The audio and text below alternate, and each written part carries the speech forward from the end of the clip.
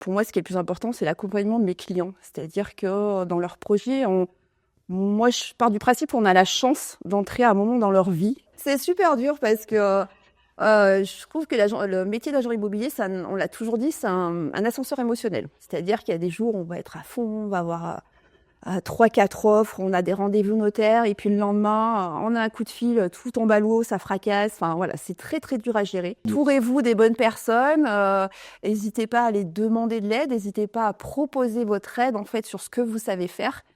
Bienvenue à Entrepreneur Mode d'Emploi, l'émission qui donne la parole aux dirigeants pour partager la réalité du pilotage d'entreprise, aider d'autres dirigeants et permettre aux personnes qui souhaiteraient se lancer de connaître tous les rouages de la gestion d'entreprise avec des outils concrets. Aujourd'hui, j'accueille Valérie Alibert, qui est agent immobilier. Bonjour Valérie. Bonjour Nelson, merci de me recevoir aujourd'hui. Alors, on dit agent immobilier, agente immobilière. Moi, j'aime bien conseiller en immobilier. Ça fait longtemps que tu fais ça? Depuis 2018, fin 2018. Et tu peux nous expliquer un petit peu ton parcours? Alors moi, j'ai été pendant plusieurs années aide maternelle dans les écoles à Saint-Maurice-de-Lignon, donc depuis l'âge de 20 ans à peu près. J'ai fait le tour, je pense, de tout ce que j'avais à voir. J'ai été aussi directrice de centre de loisirs, j'ai fait pas mal de choses avec les enfants. Et j'ai voulu changer. Un jour, voilà, j'ai une amie qui était agent immobilier depuis, ma meilleure amie depuis 1 an, qui avait testé, qui s'épanouissait dans ce métier-là. On en a beaucoup discuté et j'ai voulu me lancer, voilà, comme ça, changer de vie. Et dans le quotidien, être agent immobilier, ça veut dire quoi? Plein de choses. On a beaucoup de missions, en fait. Conseiller en immobilier, pour moi, c'est pas... On a souvent l'image d'agent immobilier, on vend des maisons. Ça va au-delà de tout ça. On a, bien sûr, évidemment, la vente de maisons, de la location. On a aussi un accompagnement. Pour moi, ce qui est le plus important, c'est l'accompagnement de mes clients. C'est-à-dire que dans leurs projets, moi, je pars du principe qu'on a la chance d'entrer à un moment dans leur vie, que ce soit pour des successions, que ce soit pour des déménagements professionnels, que ce soit pour des divorces. Chaque projet est différent. Et on a cette chance-là, de rentrer dans leur vie et de les accompagner au mieux jusqu'au bout de leur projet. Quand tu parles de projet, ça peut être un projet personnel, mais ça peut être aussi un projet professionnel. Ça peut être aussi un projet professionnel. Tu Exactement. accompagnes beaucoup de patrons? Non, c'est plutôt rare, on va dire. C'est vrai que mon travail, moi, est plus orienté sur les projets pro. Après, on fait aussi de la vente de local commercial. Dernièrement, j'ai vendu pour des jeunes entrepreneurs qui veulent se monter à leur compte en tant que barbeur sur Monistrol. Et j'ai trouvé ça plutôt sympa, voilà, de les aider dans ce projet-là. Mais c'est plutôt rare, voilà, dans ce que je fais. Aujourd'hui, être agent immobilier, c'est compliqué, puisque on en voit beaucoup, il y en a énormément.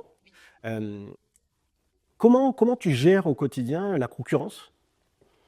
Alors moi, je la gère avec le partage. Je pars du principe qu'il y a de la place pour tout le monde. On est tous différents. Agent immobilier, c'est un métier. On l'apprend tous, on a tous les mêmes techniques. Je pars du principe que les gens vont plutôt vers une personne qui leur correspond. C'est pour ça que je dis qu'il y a la place pour tout le monde. On est tous différents, on a tous des façons différentes d'aborder notre métier et d'accompagner les gens. La concurrence, je la vois pas comme une concurrence. Moi, je vois plutôt comme un moteur et aussi un partage. Ouais, je suis plus penchée sur le partage. Je vais régulièrement voir d'autres agences qui ont des biens, qui ont des acquéreurs ou des agences qui m'appellent et on travaille ensemble. Et je trouve que c'est très intelligent et c'est très bien pour nos clients. Lorsque tu vas rencontrer quelqu'un qui a un besoin particulier, comment tu organises justement cette vente? Est-ce qu'il y a des points clés, étapes à suivre? Toi-même, est-ce que tu te contrains à suivre ces points clés, étapes? Il y a des étapes. C'est-à-dire que moi, la première étape, quand on va voir des clients, quand je vais voir des clients, c'est d'abord connaître leur projet, c'est la priorité. Parce que ça peut être autant bien, ils ont besoin d'estimation pour des successions, il n'y a pas spécialement besoin de vente tout de suite. Et en fonction de ce premier rendez-vous, soit ça part sur une vente, soit sinon ça part sur un accompagnement autre. Qu'est-ce qui t'éclate le plus dans ton métier aujourd'hui? Que je me lève le matin et chaque journée est différente. Je ne sais pas ce qui va m'arriver. Alors, on a un planning, on a des rendez-vous précis sur la semaine, sur des rendez-vous notaires, des visites. Mais souvent, je me lève le matin, je ne sais pas ce qui va m'arriver. Ça peut être positif comme négatif, avec des belles rencontres. Mais c'est ça qui m'éclate, en fait. C'est de me dire, aujourd'hui, je ne sais pas ce qui va m'arriver, quoi. Aujourd'hui, tu as ton compte. Oui. Il y a eu un déclic qui t'a fait passer de ton ancienne vie professionnelle à aujourd'hui te dire que tu es patronne de ton entreprise? Alors, le déclic, c'est vrai que j'étais dans une petite bulle parce que j'étais salariée, j'étais embauchée par la mairie. Donc, j'avais quand même un poste quand même très confortable, on peut dire ça comme ça. Et puis, en fait, mon amie, elle m'expliquait, le mot que j'ai retenu, c'est liberté. C'est-à-dire que le fait d'être à son compte et de pouvoir gérer un petit peu son entreprise comme on a envie, c'est être un peu libre de faire ce qu'on veut quand on veut. Et c'est pour cette liberté, en fait, que je suis partie. Et cette liberté, c'est une véritable libération ou c'est devenu une contrainte avec le temps? Il y a les deux. Ah, et dans quel cas c'est devenu une Il y a contrainte? les deux. Alors, la liberté, c'est très bien. Je ne ferai pas marche arrière aujourd'hui parce qu'aujourd'hui, voilà, je sais que je peux m'organiser comme je veux. Quand on est maman, je suis maman de 3 enfants. Maman seule en plus, donc c'est vrai que c'est pas facile de s'organiser, mais cette liberté me permet, voilà, autant mieux de gérer mon côté professionnel que mon côté privé, des rendez-vous pour les enfants, enfin voilà, c'est beaucoup plus simple. Après ça, il y a l'effet inverse, c'est-à-dire que cette liberté, elle a un prix, c'est-à-dire tout le stress qui va avec au niveau financier notamment, parce qu'on ne sait pas, voilà, moi je vends pas de maison, j'ai pas de salaire. On peut dire ça, pour simplifier les choses, on peut dire ça comme ça. Ouais. Combien de maisons ou de biens il faudrait que tu vendes à l'année pour être sereine? Alors, pour avoir fait le point dernièrement, on va dire que 15 biens à l'année, ça serait bien. C'est un minimum. Donc un minimum de au moins une vente par mois. Oui, c'est vraiment un minimum. Ouais. Après, Et- ça dépend les objectifs de chacun. On conseille sur les nouveaux arrivants, parce qu'il y en a quand même pas mal qui ont envie de se lancer dans ce métier-là. Ça dépend vraiment de chacun, du besoin financier de chacun. Et en fonction de ça, tu essayes de voir ce que tu as besoin en termes de vente à l'année. Donc, c'est vraiment propre à chacun. Moi, au jour d'aujourd'hui, moi, j'ai besoin de 15 ventes. Il y en a, ils en auront peut-être besoin que 6, d'autres peut-être 20 parce qu'ils ont d'autres objectifs. Enfin, ça dépend vraiment de chacun. Et ça paye bien le métier de patron en tant qu'agent immobilier? Je vais pas dire non. Ça paye bien si on travaille, si on s'y donne, si encore une fois, voilà, on y va et on fait les choses pour quoi. Et comment tu fais pour trouver justement les bonnes personnes? Puisque tu parles d'accompagnement, tu parles de feeling Oui. aussi c'est une question de personnes, tu disais. Oui. Comment on fait pour trouver les bonnes personnes? Alors aujourd'hui, on va dire les démarrages sont difficiles parce qu'il faut faire beaucoup de prospection. Hein. Les 2 premières années, quand j'ai attaqué, c'était beaucoup de prospection, c'était aller taper aux portes. Enfin, on fait beaucoup ce travail-là. Et puis au fil du temps, les gens vous font confiance. On fait des ventes, on a des avis clients que j'ai sur mon Google My Business. Et je me suis rendu compte qu'en fait, maintenant, ça fait à peu près 4 ans que je travaille beaucoup de bouche-oreille. Alors, je fais toujours de la prospection, hein, parce qu'il faut que ça avance.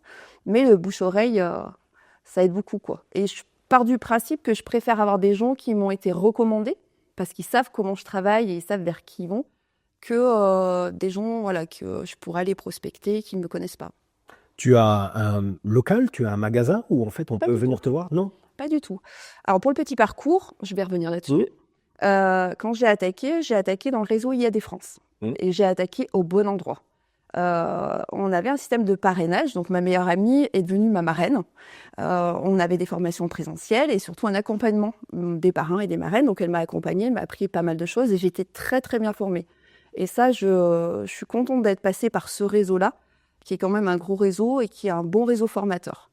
Donc après, mon choix d'aujourd'hui, je suis chez Altimo, qui est à Sainte-Sigolène et Saint-Jean. C'est une petite agence familiale et conviviale. Dans le 43, ouais. Dans le 43. Si j'ai fait ce choix-là il y a bientôt 2 ans, c'était plutôt pour retrouver quelque chose de justement qui me correspondait par rapport à mes valeurs, plus familial, plus cocon, plus petit en fait, voilà, avec les valeurs que je partageais. Même si IAD a partagé des valeurs, mais c'était trop un gros groupe en fait. Je m'y retrouvais pas. Donc aujourd'hui, tu es patronne affiliée à Une agence. entité, une agence. Vous êtes plusieurs dans ce cas-là ou tu es la seule à être patronne à ton compte? On est plusieurs en fait. Pourquoi je suis affiliée à cette agence? C'est parce qu'en fait, je n'ai pas de carte blanche, je n'ai pas de diplôme en tant qu'agent immobilier. Hein. J'ai suivi des formations et du coup, je suis obligée d'être rattachée en fait à une agence qui, eux, ont une carte blanche pour pouvoir travailler. Voilà un peu le concept. Dans cette agence, il y a donc des patrons. Ils sont patrons d'agence, ils sont 3. Il y a un salarié, il y a des gens qui sont en formation, 2 jeunes en formation. Et à côté, on est 4 mandataires. Mandataires, c'est-à-dire des gens à leur compte qui travaillent pour l'agence. Qui sont eux-mêmes patrons de leur entreprise. Exactement, c'est ça. Et tu parlais justement de formation. Aujourd'hui, tu as une formation spécifique pour gérer ton quotidien d'entrepreneur. Oui, je suis une formation actuellement. Je trouve que c'est hyper important de se former tout le temps au quotidien, de se former sur le métier d'agent immobilier. Ça, on peut le faire grâce à des logiciels que l'agence nous met en place. Voilà, on a le devoir aussi de se former. Et je trouve que c'est important en tant que patron de pouvoir se former pour avancer aussi dans l'organisation de notre entreprise. Parce que c'est pas si facile que ça. Et en particulier, quels sont les éléments de formation que tu as acquis dernièrement? Moi, j'avais besoin en fait d'avoir une restructuration de mon emploi du temps, par exemple. Quand on est à son compte et qu'on a cette liberté, on a tendance à se faire déborder par des choses, mal gérer son emploi du temps ou se laisser aller sur des trucs. Donc j'avais besoin de cette formation-là, recadrer mon emploi du temps pour avoir du temps professionnel, mais aussi du temps privé. Voilà. Oui, tu viens de le dire, parce qu'en fait, il y a une notion de liberté, mais qui aujourd'hui peut être vite une contrainte, notamment avec l'amplitude horaire. C'est quoi tes amplitudes horaires aujourd'hui au quotidien? J'ai pas d'horaire. Ah. L'avantage d'être à son compte comme ça et d'être son propre patron, c'est qu'on n'a pas d'horaire. Mais ça peut être traître aussi parce qu'on peut se dire un matin, j'ai pas envie de me lever, donc je me lève pas. Et c'est pas bien en fait. Donc je pense qu'à un moment donné, il faut savoir s'imposer des choses sur un planning, sur un agenda, avec des tâches différentes, parce que sinon on se laisserait vite déborder. Et surtout, le fait de le planifier comme ça, c'est de pouvoir s'accorder aussi du temps pour soi-même. Quand on a cette pression financière, et je l'ai vécu, et j'ai trouvé ça très dur, on est toujours dans la panique, on a des mois creux, donc on est dans la panique de se dire « mince, si je vends pas de maison, si je récupère pas de biens, je vais pas avoir d'argent, je vais pas m'en sortir ».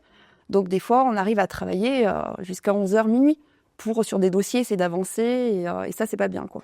Donc à un moment donné, il faut savoir tirer la sonnette d'alarme, se recadrer, et de prendre les choses en main avec les bonnes personnes qui nous aideront à avancer dans ce sens-là.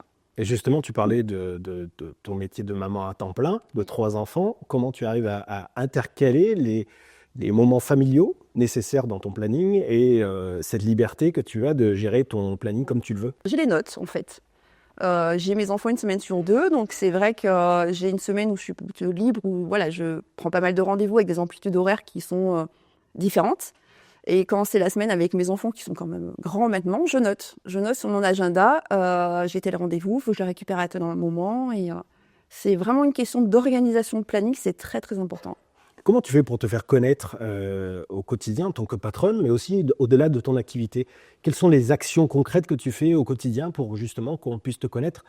Tu nous as dit que tu passais beaucoup par le bouche à oreille. Donc, je passe beaucoup par le bouche à oreille, je trouve que c'est très important. Les avis, Google, c'est important aussi. Je le faisais pas avant, je le fais depuis très peu et je trouve que ça marche. J'arrive à avoir des gens qui m'appellent parce qu'ils ont vu que j'avais certains avis, que comment je travaillais, ça leur plaisait.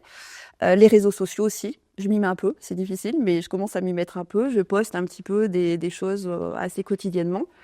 Je parle beaucoup autour de moi aussi. Je fais de la prospection, le truc très important à faire dans le métier d'agent immobilier. Enfin, j'essaye d'en faire, mais il faut se l'imposer aussi, même si on n'aime pas toujours la prospection et que les gens en ont marre d'avoir des flyers dans leur boîte aux lettres. Il faut essayer d'être un peu original en fait par rapport à ça, parce que les agents immobiliers on fait tous pareil. Hein. Quand on veut prospecter, on met un flyer dans la boîte aux lettres. Les gens, ils en ont 15 dans leur boîte aux lettres, ils ne sauront pas qui choisir. Donc il faut le faire, mais il faut le faire intelligemment. Et puis après, je fais des petites actions. Je sponsorise par exemple des associations. Là, ça fait 5 ans que je sponsorise les Pistons de l'Amblavez. C'est un petit club de moto, familial aussi, voilà, qui font aussi partie de mes valeurs. Et dernièrement, je sponsorise un club de volley sur Retournac. D'accord, Ouais. ok. Quels sont les outils au quotidien que tu vas utiliser justement pour te faciliter ton travail entrepreneurial? J'ai pas spécialement d'outils en particulier.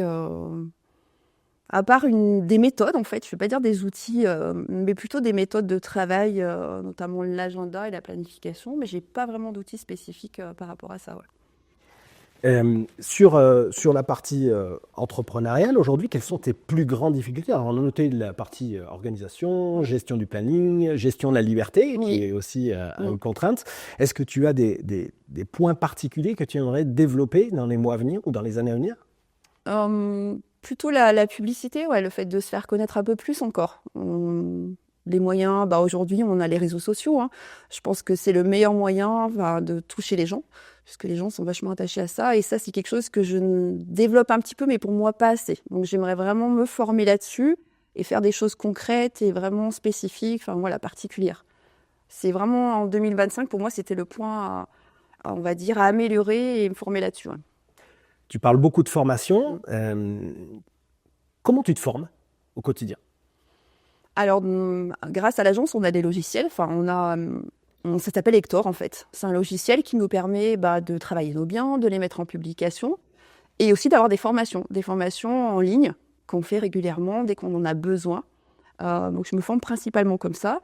J'ai envie de dire que la formation, ça passe aussi par le travail des autres, l'accompagnement. Alors, je le fais pas assez souvent, mais c'est ce que je m'étais dit dernièrement, c'est bien de suivre ses collègues aussi, parce que je trouve que c'est très formateur de voir comment les autres travaillent.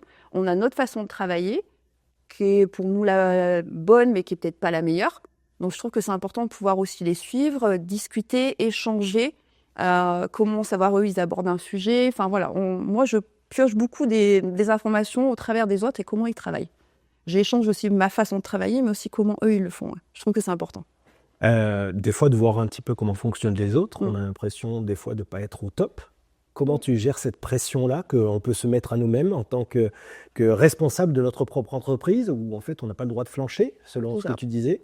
Comment tu arrives à gérer ces humeurs-là qu'on pourra avoir quand on se réveille le matin, où on n'a pas envie et qu'on manque de confiance en nous? Eh ben, c'est super dur.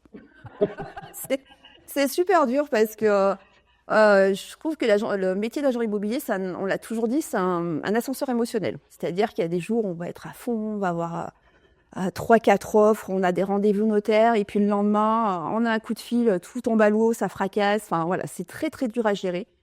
Comment le gérer? J'ai pas trouvé de solution magique encore. Hein. On a des hauts et des bas, et même après 6 ans d'expérience, j'en ai encore. J'ai des inquiétudes, j'ai pas trouvé de solution.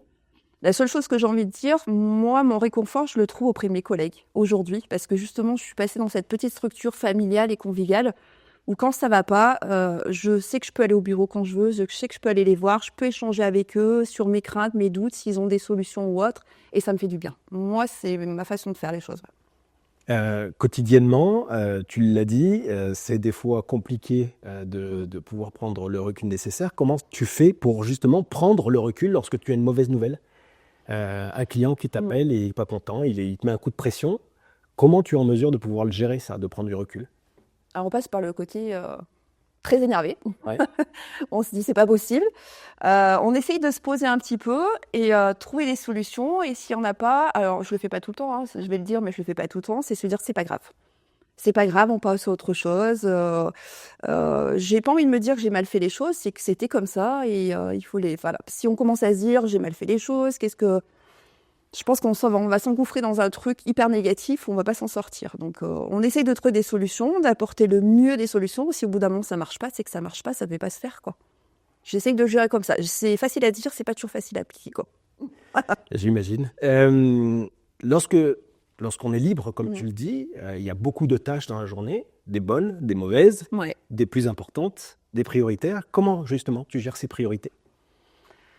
Il faut absolument les inscrire sur papier parce que dans l'immobilier, ce qui est sympa, c'est les rendez-vous avec les clients. Enfin, moi, ce que j'aime, c'est les rendez-vous avec les clients pour des estimations, pour des visites, c'est cet échange, ce partage qu'on a.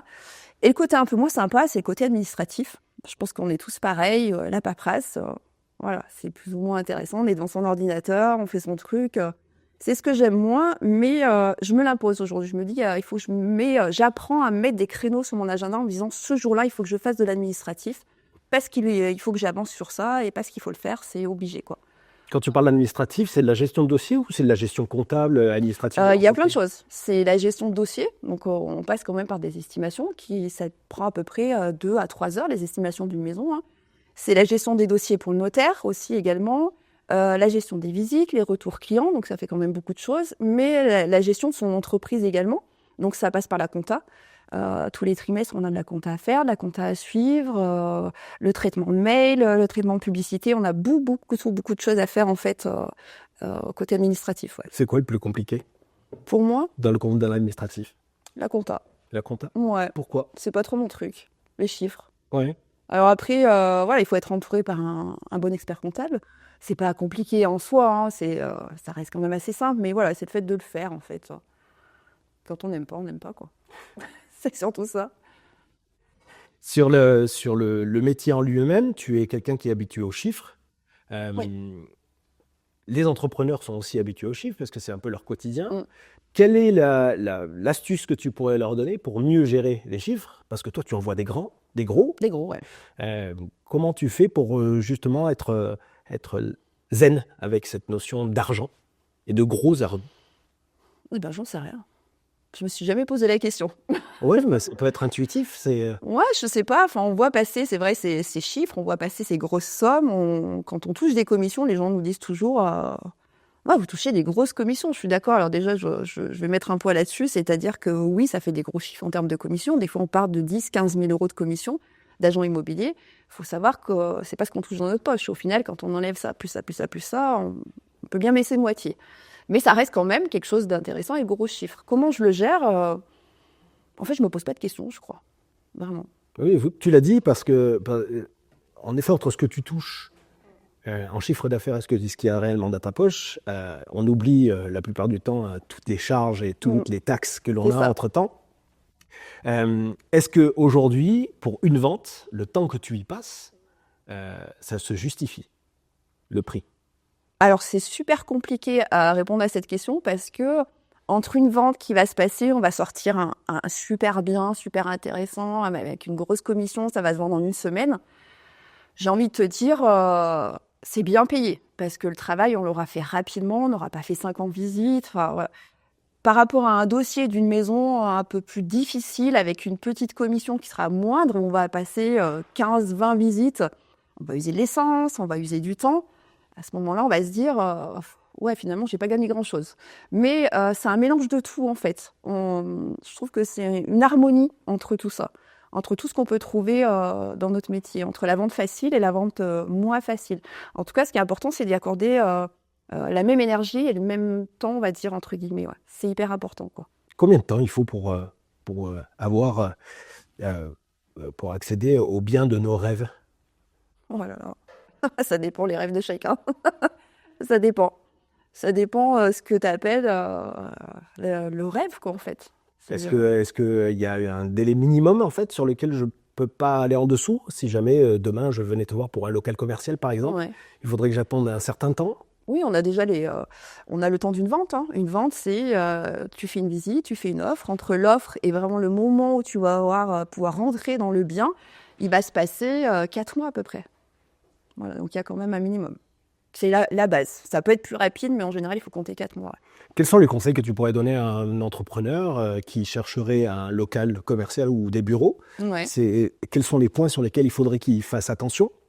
Est-ce que tu as des conseils sur des choses particulières? Je pense que l'emplacement est hyper important. Déjà par rapport à son activité, la superficie, il faut que ça puisse lui correspondre. L'emplacement, puisque quand on est entrepreneur et qu'on a besoin d'avoir un pignon sur rue, en fait. Donc l'emplacement est hyper important. Et puis tout d'abord, ça dépendra de son budget. Il faut d'abord qu'il se fixe son budget avec être conscient de tous les frais qu'il va avoir derrière. Donc quand on achète un local, ça se calcule. Voilà. Est-ce que ça se fait comme dans le côté particulier? Est-ce qu'il t'arrive qu'il y ait des clients qui viennent te voir et qui te disent, bah voilà, je rêve de cette partie-là, un bien comme celui-ci, et en fait tu vas lui proposer quelque chose qui est au-delà, quelque chose qui est en dessous, et qui est plus proche de ce qu'il pourrait payer ou ce que ça coûterait réellement en fonction de ses moyens? Ou est-ce que tu as déjà un panel de biens immobiliers déjà disponibles? Alors, on a un panel de biens immobiliers, ouais, puisque je suis seule, mais je ne suis pas toute seule, en fait, ça c'est important. Hein. Moi, j'ai des biens, mais mes collègues ont aussi des biens, et d'autres agents immobiliers avec qui je travaille ont des biens. Donc, c'est important d'avoir déjà ce panel. Après, on ne trouve pas toujours la maison des rêves des gens parce qu'ils ont certaines contraintes, c'est un projet de vie, donc ils n'ont pas envie de faire de concessions au départ. Donc, on essaye d'être au plus juste, de leur proposer des choses, mais des fois, de leur proposer des choses au-dessus, par exemple, de leur prix, on va dire, avec une certaine négociation, et des fois en dessous, avec des conseils. C'est important, c'est-à-dire que c'est important d'avoir cette marge, en fait. On sait qu'on peut aller, eux, peut-être d'eux-mêmes le feront pas quand ils vont regarder, parce qu'on est tous pareils, on cherche un bien, on va regarder sur le bon coin. Ils vont s'attacher à certaines choses, mais ils vont peut-être pas voir ce qui est au-dessus et ce qui est en dessous. Au-dessus, c'est aller peut-être 20 000 euros au-dessus de leur prix, mais pouvoir retravailler déjà sur le côté financier avec des courtiers ou pouvoir travailler la négociation avec les propriétaires. Et en dessous, c'est pouvoir leur apporter des solutions avec le budget que vous avez. Cette maison, elle a presque tout ce que vous voulez. Avec des travaux, vous avez vu que ça rentre dans votre budget, vous allez pouvoir vraiment faire la maison de vos rêves. Donc c'est vraiment, il faut essayer de voir assez large et pas vraiment se contenter à ce qu'ils veulent réellement. Si je cherche des bureaux, du coup, ça sera pareil? Ça sera exactement pareil. D'accord. Quels sont les conseils aujourd'hui que tu seras en mesure d'apporter à un entrepreneur qui souhaite se lancer, ou quelqu'un qui a envie de se lancer dans le métier d'agent immobilier, il faudrait qu'il commence par quoi? Alors pour moi, je l'ai eu récemment. On a reçu un jeune homme dernièrement à l'agence qui, voilà, se posait la question d'une reconversion professionnelle parce qu'il y en a beaucoup qui aimeraient faire ça. Je vais pas mettre à la sonnette d'alarme, mais j'aime bien que les gens soient quand même conscients que c'est un métier qui plaît, mais qui n'est pas si facile que ça. Le premier conseil que je pourrais donner, c'est d'avoir quand même une trésorerie qui va aller avec. C'est vraiment la première chose. Et ce que nous, on nous a appris quand moi j'ai attaqué, il faut avoir quasiment 1 an de trésorerie, comme si pendant 1 an, on n'allait pas toucher d'argent. Ça, c'est hyper important. Après, il y a des gens qui touchent le Pôle emploi, par exemple, qui vont avoir droit au chômage pendant 2 ans. Ça, c'est un super avantage. C'est-à-dire qu'ils auront 2 ans où ils vont pouvoir commencer à travailler, à se former, à faire leur place dans le milieu d'agent immobilier. Et puis petit à petit, voilà, ils ont cette sécurité du Pôle emploi. Mais ça, c'est hyper important parce que souvent les gens se lancent, ouais, je veux faire agent immobilier, c'est trop bien, on est toujours dehors, on est en visite, ça gagne plein d'argent. Je suis d'accord, oui et non. Donc ça, c'est vraiment je tire la sonnette d'alarme là-dessus parce que surtout les jeunes n'en sont pas conscients. Donc attention, une bonne trésorerie, c'est très très important. Après, le deuxième conseil que je pourrais donner, c'est d'aller voir comment ça se passe, de suivre un agent immobilier pendant quelques mois. Et voir vraiment si ça vous plaît. Parce que, encore une fois, ça peut plaire, mais il y a quand même il y a des hauts et des bas, et ça, il faut en être conscient. Et puis, bien être conscient que, également, si on est à son compte comme moi je suis partie, c'est-à-dire auto-entrepreneur, être bien conscient que ça ne sera jamais tout rose. Même au bout de 6 ans, on a encore nos craintes, on a encore nos doutes, on est posé sans être posé, enfin voilà, tout ça, il faut se le mettre dans la tête. Après, à côté de ça, c'est un métier qui est génial, quoi. Mais il faut avoir ça dans sa tête. C'est un métier que tu vas faire toute ta vie? Je sais pas. Alors, le métier de patronne, j'ai bien compris que c'était Oui. quelque chose que tu ne changerais pas. Non. Mais l'activité en elle-même, est-ce que c'est quelque chose que tu auras envie de faire toute ta vie? Aujourd'hui, je suis bien dans ce que je suis. Je suis à ma place. Il y a plein de choses qui me font dire que j'aime ce que je fais. Je me lève le matin, je suis contente de faire ce que je fais. Je partage des choses avec les gens. J'arrive à garder les vraies valeurs que je suis. Que j'ai, entre guillemets, dans ce métier-là. Ma liberté, je ne la lâcherai pas. Je ne pense pas que je reviendrai sur du salariat, sauf si j'en étais obligée, hein, parce que je me suis posée, chaque année, je me pose la question, des fois, quand on a des petits creux, ah bah tiens, ça va pas bien, je vais être obligée de faire un complément, de redevenir salariée. Je ne l'ai pas fait jusqu'à présent, j'espère que ça va durer comme ça. Mais je sais pas encore. J'ai d'autres projets en tête, c'est sûr. Donc, je me rappellerai toujours d'une formation quand j'étais chez IAD qu'on m'a faite, où on me disait il faut que vous ayez un moteur en fait pour avancer. Donc vous ayez une carte au trésor, on appelle ça. Et je trouve que c'est génial. C'est-à-dire qu'avec tout ce qu'on voulait, les objectifs qu'on avait, une belle maison, une belle voiture, un projet autre, et ma carte au trésor, je l'ai faite avec un projet personnel que j'aimerais réaliser. Je ne sais pas si je le ferai, mais en tout cas, ça m'aide à avancer, voilà, dans ce que je fais au quotidien. Aujourd'hui, en tant que gestionnaire de ton entreprise, ce que tu fais, si tu devais changer ton activité, est-ce que tu pourrais utiliser ce que tu fais aujourd'hui et l'appliquer à ton nouveau métier, ou il faudrait que tu repartes de zéro? Non, je pourrais l'appliquer parce qu'en tant que chef d'entreprise, on a quand même des bases que je vais pouvoir garder et appliquer sur autre chose derrière. Quoi que je puisse faire, je pourrais les appliquer. Ouais. C'est une vraie formation en fait. Le fait d'être passé de salarié à auto-entrepreneur, ça a été très formateur sur beaucoup de domaines. Ouais. Qu'est-ce qui t'aurait permis d'aller encore plus vite dans ce que tu fais, dans ton quotidien d'entrepreneur? Rien. C'est-à-dire que tu aurais appris sur le tas comme tu l'as appris, et c'est un rythme qui te plaît bien. C'est un rythme qui me plaît.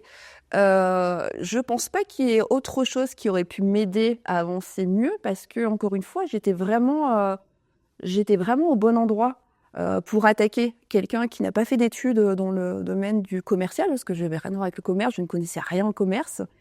J'ai vraiment été, IAD m'a vraiment formée là-dessus, j'étais au bon endroit. Donc je pense pas que j'aurais eu besoin d'autre chose en fait pour avancer.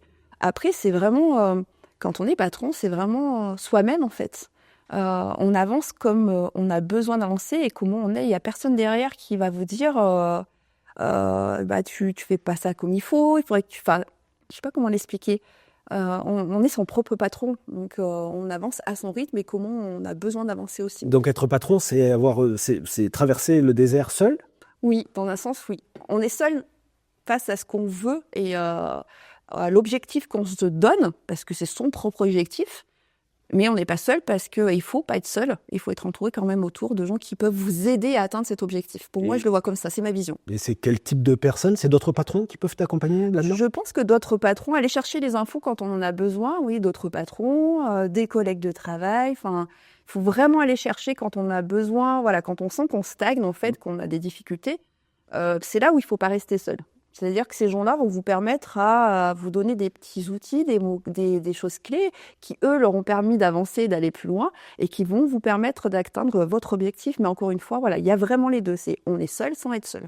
Donc, du coup, ça passe par des collègues de boulot, enfin d'autres patrons entrepreneurs. J'imagine que tu fais partie de certains réseaux. Oui, je fais partie d'un groupe Altireco sur Issangeau avec d'autres entrepreneurs. Je trouve que c'est bien parce qu'il y a toujours cet esprit de partage et d'échange. Donc, on échange beaucoup sur ce qu'on vit, sur les choses bien, les choses moins bien. Chacun apporte sa petite patte. On le prend ou on le prend pas, mais il y a des choses qui nous parlent et des choses qui nous parleront moins et on les utilise et je trouve ça bien. Ouais. Et avec tout cet entourage, tu arrives à trouver ce qu'il te faut pour pouvoir avancer? Oui, ouais. J'arrive à trouver des réponses à mes questions. J'arrive à trouver des conseils, à demander des conseils quand j'en ai besoin. Donc, c'est hyper intéressant. Ouais. Et les métiers de coach, ce genre de choses, c'est quelque chose que tu vas utiliser aussi? C'est quelque chose que j'utilise actuellement. Voilà, de coach, justement, parce que j'avais ce besoin où je me sentais un petit peu étouffée par justement l'organisation de mes journées, de mon agenda. Donc, à un moment donné, je me suis dit, je ne peux pas rester comme ça stagne un peu, il faut que j'avance. Donc, j'ai fait le choix de me former avec un coach, voilà, pour essayer d'avancer. Professionnel? Professionnel, exactement, ouais. Aujourd'hui, comment ça va? Bien. Ça va bien. C'est encore une fois, voilà, aujourd'hui je vous dis que ça va bien, demain je vais vous dire ah bah j'en ai marre. Enfin, c'est ça mon métier, c'est ce que j'aime parce que les humeurs changent, mais on arrive toujours à trouver du positif. La vie, elle est comme ça peut pas être toujours parfait. Il y a des hauts, il y a des bas. Il faut savoir juste les appréhender et trouver les bonnes personnes qui vont vous aider à passer au-delà de tout ça, des moments un peu plus difficiles. Mais non, je suis super bien, je suis hyper épanouie. Ce métier m'a fait, quand j'en parle régulièrement avec ma marraine, justement, qui est ma meilleure amie, elle me dit, je te reconnais plus au jour d'aujourd'hui, tu as pris de l'assurance. Ce métier m'a permis, en fait, de prendre confiance en moi, de prendre de l'assurance, de faire des choses que jamais j'aurais été capable de faire vous m'auriez pris il y a 4 ans de ça ou 5 ans de ça. Non, c'est très, très bien. C'est très formateur, le fait d'être auto-entrepreneur. Il y a des moteurs professionnels, personnels. Aujourd'hui, quel est le moteur qui te porte le plus? On va dire, c'est le moteur qui me porte le plus, ma famille, mes enfants. Toujours dans l'esprit de me dire, je veux qu'ils soient fiers de moi, de ce que je fais, et ils le sont d'ailleurs. Et puis, peut-être, comme tu disais tout à l'heure, ce projet que j'ai dans le petit coin de ma tête. Qui me fait dire que j'ai besoin d'avancer, j'ai besoin de me faire aussi une certaine trésorerie, entre guillemets, pour pouvoir aborder ce futur projet. Donc, ce serait peut-être ça, le moteur. Ouais. Je pense qu'on a fait un bon tour de tout ce que tu fais. Merci pour ces partages. Merci pour ce partage. Je trouve que c'est la seule chose que je vais rajouter, c'est que je trouve que c'est hyper important de partager ces choses-là, justement, parce que c'est comme ça qu'on apprend. On n'a pas la science infuse, on a des qualités, mais on a aussi des défauts. Et le fait de partager tout ça, on apprend des autres et les autres apprennent de vous. Et ça, j'avais vraiment envie de le dire. Voilà. Tu vois, tu m'as devancé parce que je vais te demander un conseil pour ceux qui regardent. En fait, entourez-vous des bonnes personnes. N'hésitez pas à les demander de l'aide. N'hésitez pas à proposer votre aide en fait sur ce que vous savez faire. Et il y a comme ça que ça marchera, quoi. Le partage et l'écoute. Merci Valérie. Merci Nelson. À bientôt. À bientôt. Salut à tous. À bientôt.